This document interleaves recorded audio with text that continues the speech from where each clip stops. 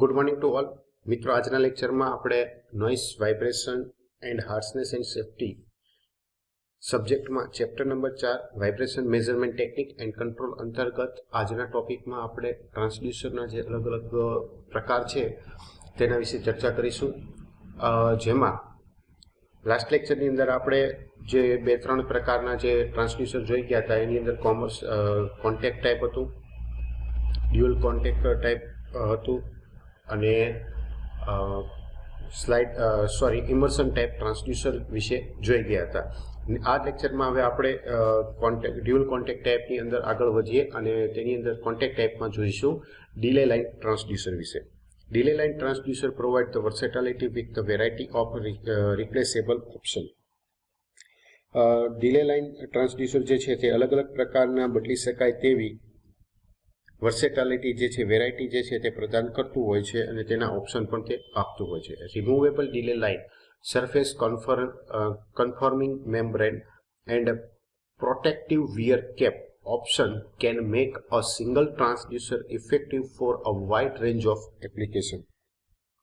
અહીં જે removable delay line જે છે તે સરફેસ કન્ફર્મિંગ મેમ્બ્રેન અને પ્રોટેક્ટિવ વિયર કેપ જે છે આ પ્રકારના ઓપ્શન, આ પ્રકારના વિકલ્પો જે છે તે તેની એપ્લિકેશનની અંદર વાઇડ રેન્જમાં એક જ ટ્રાન્સડ્યુસરને ઇફેક્ટિવલી બનાવી શકતું હોય છે.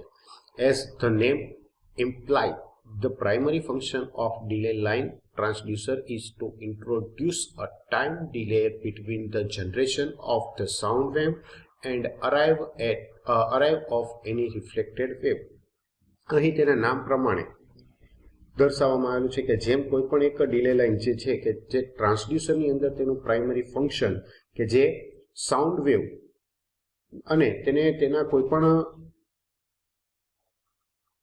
જે વેવ છે તેની અંદર રિફ્લેક્ટ કરવા માટેનું જે ઇન્ટ્રોડ્યુસ છે તેના વચ્ચેનો સમય, જે ડિલે પીરિયડ જે છે તે અહીં રજૂ કરવામાં આવે છે. This allows the transducer to complete its sending function before it starts its listening function so that near surface resolution is improved. આ પ્રકારના ટ્રાન્સડ્યુસરને તેના લિસનિંગ કરવા માટેના કામ શરૂ કરે તે પહેલા તેને સેન્ડિંગ કરવાનું કામ જે છે તે પૂરું કરવાની મંજૂરી પણ આપતું હોય છે. હવે ડિલે લાઇન ટાઈપના ટ્રાન્સડ્યુસર જે છે તે કઈ રીતે બનેલા છે તે આપણે નીચેની સ્લાઇડની અંદર ફિગરમાં દર્શાવેલા છે. અહીં આપણે જે 3 ઓપ્શન છે, ડિલે લાઇન, પછી મેમ્બ્રેન, સરફેસ કન્ફર્મિંગ મેમ્બ્રેન અને પ્રોટેક્ટિવ વિયર કેપ, તો આ ત્રણેય વસ્તુ જે છે તે ફિગરની અંદર જોઈ શકીએ છીએ અને તે એકબીજાની સાથે કઈ રીતે માઉન્ટ કરવામાં આવેલા છે તે નીચેના ભાગે પણ સાથોસાથ દર્શાવવામાં આવેલું છે.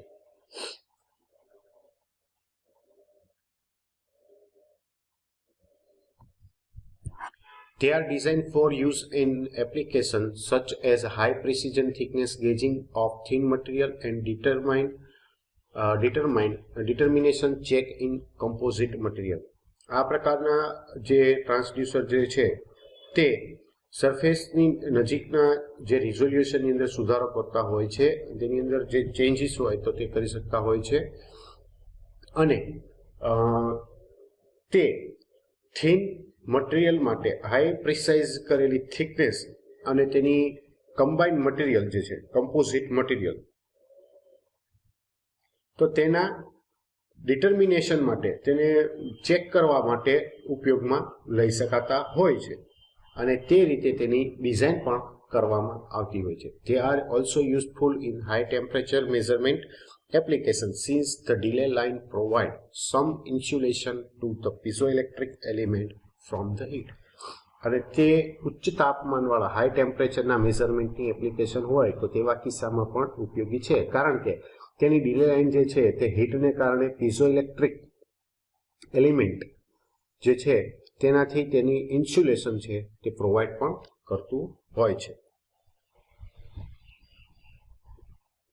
નેક્સ્ટ આવે છે angle beam type transducer. Angle beam transducer and wedge are typically used to introduce a refracted shear wave into test material. Angle beam transducer જે છે તે તેના વેજનો અને તેની વેજ જે છે તેનો ઉપયોગ સામાન્ય રીતે ટેસ્ટિંગ માટે કોઈ પણ રિફ્રેક્ટેડ શિયર વેવ ને રજૂ કરવા માટે તેને ઇન્ટ્રોડ્યુસ કરવા માટે ઉપયોગમાં લેવામાં આવતું હોય છે. Transducer can be purchased in variety of fixed angle or in adjustable version where the user determine the angle of incidence and refraction. Transducer જે છે તે તેના અલગ અલગ એંગલની જે વેરાયટી જે છે તે અથવા તો તેના એડજસ્ટેબલ વર્ઝન જે છે તેની ફ્રીક્વન્સી તેની અંદર તેને ખરીદવામાં આવતા હોય છે કે જ્યાં તેના ઉપયોગકર્તાઓ માટે તેના વપરાશકર્તાઓ માટે તેના ઇન્સિડન્સ અને તેના રિફ્રેક્શન માટેના જે કોઈ પણ એંગલ હોય તો તે સરળતાથી નક્કી કરી શકતા હોય છે.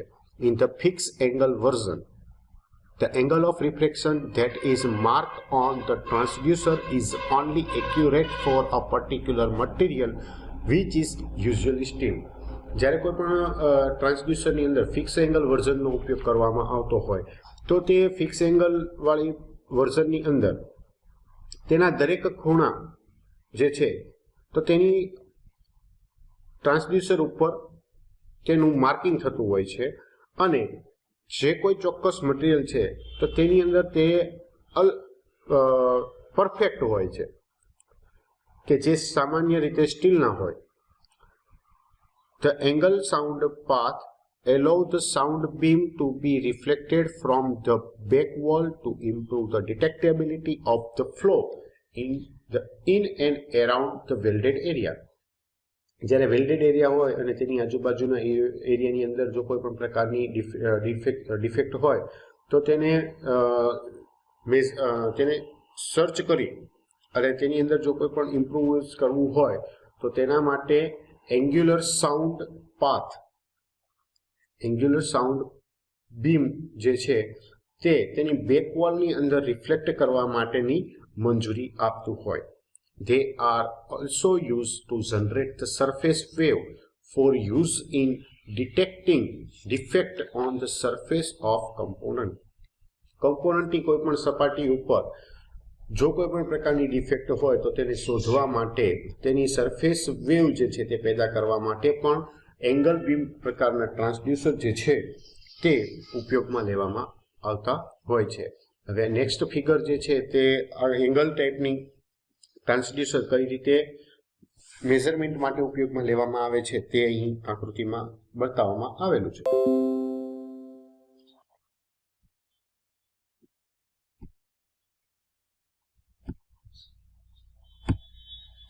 હવે આવે છે આગળ normal incidence shear wave transducer. Normal incident shear wave transducer. તો નોર્મલ શિયર વેવ ટ્રાન્સડ્યુસર જે છે તો તેની અંદર જોવા જઈએ તો normal incident shear wave transducer are unique because they allow the introduction of the shear wave direct into a test piece without the use of an angle beam wedge.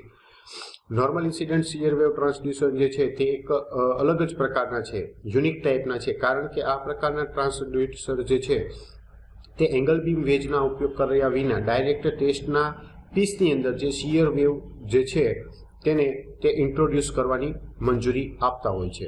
Careful design has enabled manufacturing of transducers with minimum longitudinal wave contamination. એટલે કે આ પ્રકારના જે transducer છે તો તેની અંદર તેની ડિઝાઇન જે છે તે કેરફુલી કરવામાં આવતી હોય છે કે જેથી ઓછામાં ઓછા લોન્જિટ્યુડિનલ વેવ જે છે તો તેના અસર તેના કોન્ટામિનેશનની અસર જે છે તે ટ્રાન્સડ્યુસરના મેન્યુફેક્ચરિંગ માટે સક્ષમ હોઈ શકે, કેપેબલ હોઈ શકે.